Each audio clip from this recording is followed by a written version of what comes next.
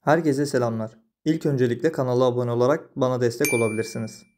Daha önce çektiğim yazılım ile ilgili videoda yararlarını ve zararlarını anlatmıştım. Bununla birlikte birçok kişi aracına yazılım yaptırdı. Tabi haliyle özelden mesaj yoluyla yazılımdan sonra nelere dikkat edilmesini soran birçok kişi oldu. Bununla ilgili açıklamalı bir şekilde içerik yapma kararı aldım. Bu anlatacaklarım aslında sadece yazılım ile ilgili değil, turbolu bütün araçlarda dikkat edilmesi gereken hususlardır. 1. Zamanında bakım. En önemli hususlardan birincisidir. Yağ zamanla özelliğini kaybederek araçtaki birçok parçaya zarar verebiliyor. Senede 1 veya 10.000 kilometre sonra değiştirmemizi isteseler de aslında yağ değişimini kişi belirlemesi gerekiyor. Örnek verecek olursam daha önce yaşadığım şehir İstanbul'du. Genelde trafikten sebep 10.000 kilometre beklemeden yağ bakımı yapıyordum.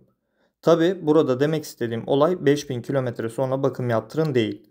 En azından 10.000'i aşmadan bakım yaptırmakta fayda var diye görüyorum. Kendimden örnek verirsem yaşadığım şehre göre en geç 9.000-9.500 kilometrede bakım yaptırmış oluyorum. İkinci olarak yağ ve yakıt kalitesi. Yağ kalitesi olarak motorunuza uyumlu yağ kullanmanız gerekiyor. Adı sanı bilinmeyen yağları kesinlikle kullanmayın. Ayrıyeten çok pahalı kaliteli yağlarda sizin kullandığınız motora uyumlu değilse verdiğiniz para hiçbir işe yaramıyor. Genelde araç üreticilerinin önerdiği markayı kullanmak daha sağlıklı oluyor. Fakat önerilen yağı kullanmak istemeseniz de aynı özelliklere sahip başka bir markayı da kullanabilirsiniz. Bir diğer yağ konusu da araç yüksek kilometrede olduğu için yağ değerini yükseltmek. Hiçbir araç kitapçığında şöyle bir bakım yazısı yoktur. 200.000 kilometreye kadar 530 yağ, 200.000'den sonra 1040 yağ koyulması gerekiyor diye bir şey yoktur. Siz bu motora 1000 kilometrede ne koyuyorsanız 1 milyon kilometrede de aynı yağı koymak zorundasınız.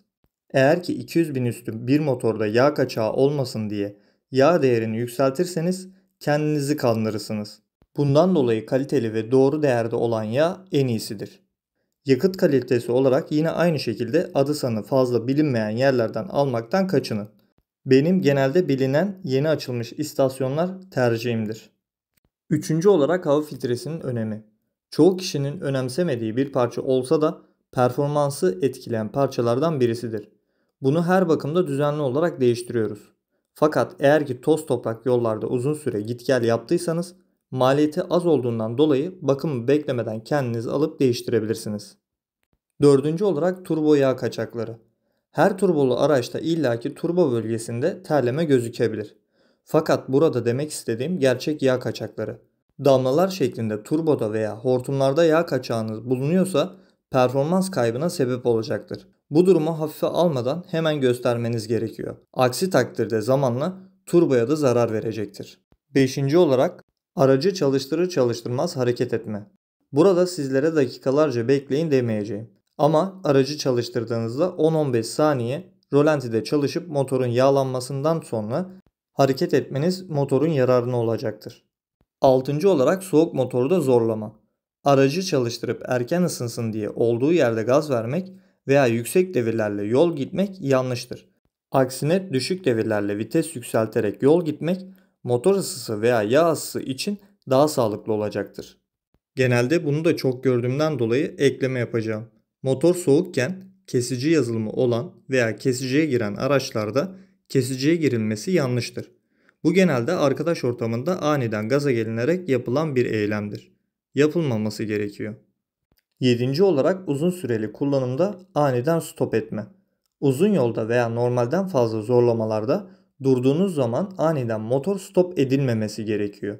Bunun sebebi turbonun yeteri kadar rolantide kendini yağlaması gerekiyor. Burada da dakikalarca bekleyin demeyeceğim. 30 saniye bekledikten sonra stop etmeniz kafidir. Sekizinci olarak aracı uzun süreli zorlama. Bu genelde uzun yolda veya otobanda yapılan bir hatadır. Bazı araçların genelde fabrikadan çıkarken limitör dediğimiz güvenli noktası vardır. Örneğin Clio 3 aracında 174 km hızı düz bir yolda giderken geçemiyoruz. Fakat yazılımdan sonra limitörü kaldırmış oluyoruz. Sürekli olarak 10-20 dakika boyunca 180 km hız ile gidecek olursak motor normalden daha fazla ısınacaktır. Ve bu da sübabın yanmasına sebep olacaktır. Güvenli nokta dediğim hızda gitsek bile motor ısısı bunları yapabilir. Burada söylemek istediğim o hızlara hiç çıkmayın değil. Dakikalarca o hızlarda gidip motoru yüksek ısıya maruz bırakmamak gerekir. Bilmediğim, aklıma gelmeyen başka şeyler de illaki olabilir. Ama en önemli konuları anlatmaya çalıştım. Kanala abone olmayı, videoyu beğenmeyi unutmayınız. Başka videolarda görüşmek üzere. Kendinize iyi bakın.